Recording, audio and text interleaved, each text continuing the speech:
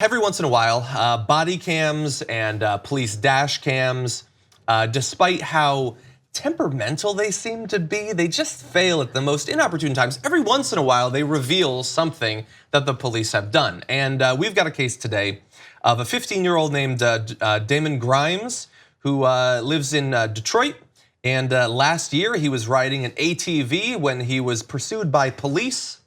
That is Damon Grimes, again, 15-year-old. Now, tragically, he lost his life during that police pursuit. And we now know a little bit more about why, thanks to reporters at Script Station WXYZ in Detroit, who used the Freedom of Information Act to request video footage. Now, they were able to get access to some dash cam footage, some body cam footage, also some surveillance footage to put together an idea of what actually happened from when the police saw Damon Grimes on his ATV to when he lost his life.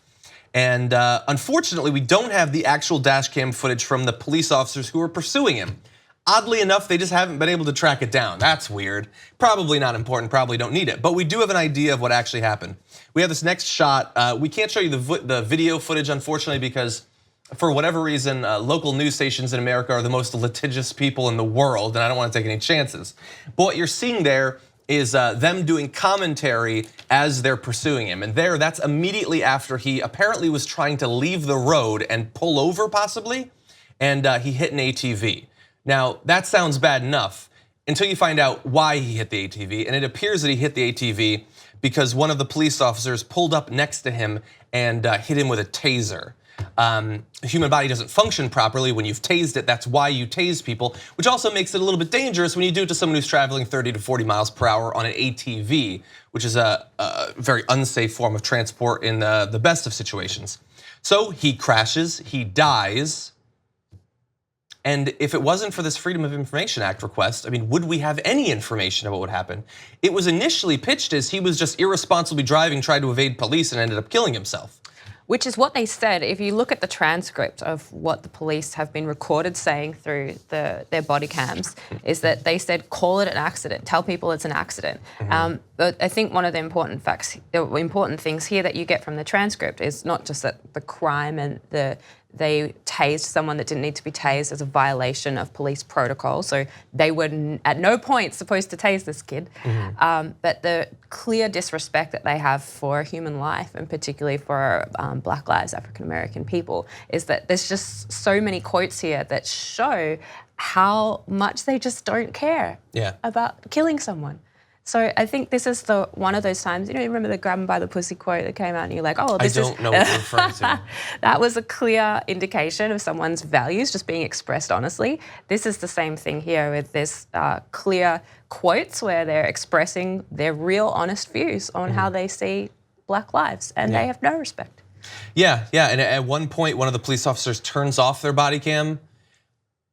I think we can have an honest debate about the positive and negative effects of body cams, and there are some negative effects in particular cases.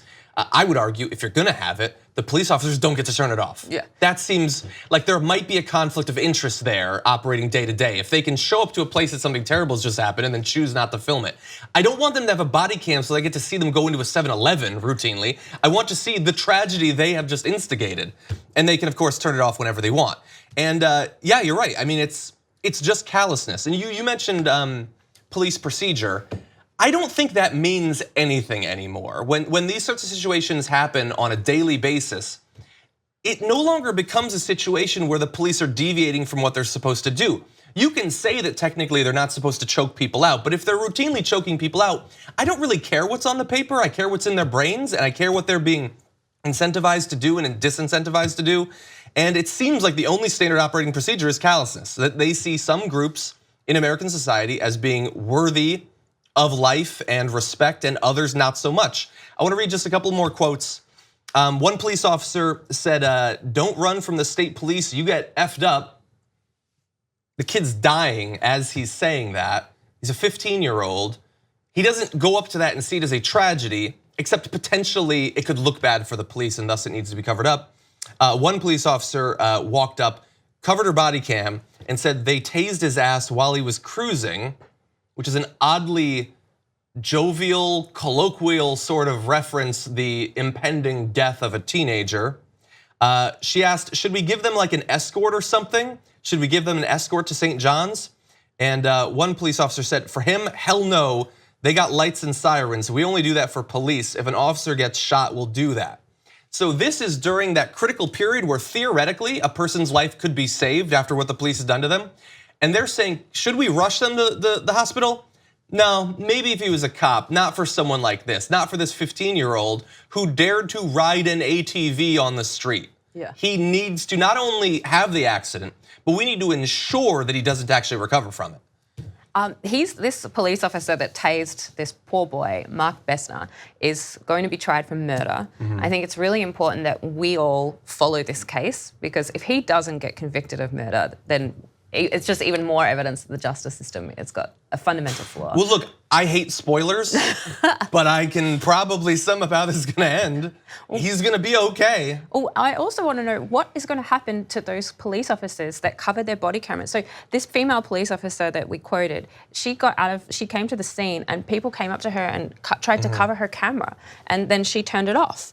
So she's obstructed justice, but other people came up to her and were telling her, and this is a clear obstruction of justice. They were trying to cover up what happened. So they all need to, it's not just this one guy who should be tried for murder, they all need to be taken off the police force for a start, and then have criminal charges put against them for obstruction of justice. One of them was reassigned.